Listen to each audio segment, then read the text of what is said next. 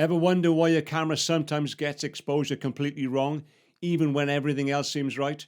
One moment the subject looks perfect, the next it's either swallowed by shadows or glowing like it's on another planet. It's not you, it's your metering mode, and understanding it could be the key to unlocking consistent, intentional exposure.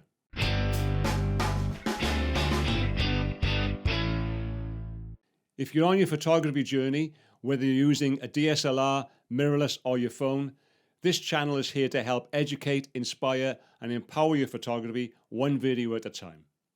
I've made all the classic exposure mistakes, and I can tell you this: most cameras are smart, but they're not creative. They don't know what you're trying to expose for unless you tell them. That's where metering modes could give you the upper hand. And if this is something you're into, be sure to download my free ebook when you sign up for my monthly newsletter. It's packed with tips to help you grow your skills, and the link's right there for you in the description, so why not grab it after the video. So here's what we'll be covering today: what metering modes actually do, the 3 most common types you'll find on your camera, when to use each one with real-world photo examples, and a bonus tip that'll help you hack exposure in tough light. Your camera measures the brightness of a scene and tries to expose it to an average mid-tone, what's called 18% grey, but how it evaluates the scene depends entirely on the metering mode. Here are the 3 most common metering modes, and first up, Evaluative Matrix Metering is the default on most cameras. It divides the scene into zones and analyzes light across the frame.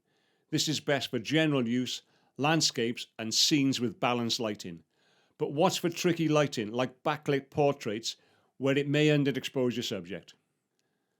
Center weighted metering is a similar idea, but it gives more importance to the center of the frame. It's best for portraits or subjects in the middle of your picture. The downside is, if your subject is off center, exposure can miss the mark. Spot metering is the most precise and actually is my go-to. It meters just a small area which is often linked to your focus point. This is best for high contrast scenes, macro and backlit subjects. Heads up though, watch out for forgetting what you metered off. It's easy to mess up if you're not careful.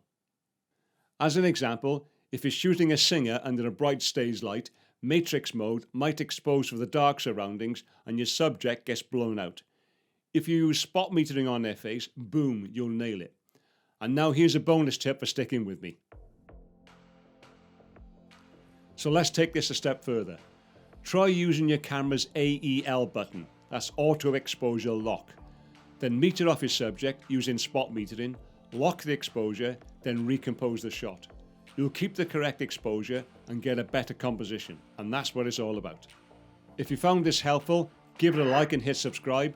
I'm here to help you build skills, confidence and creativity with your camera.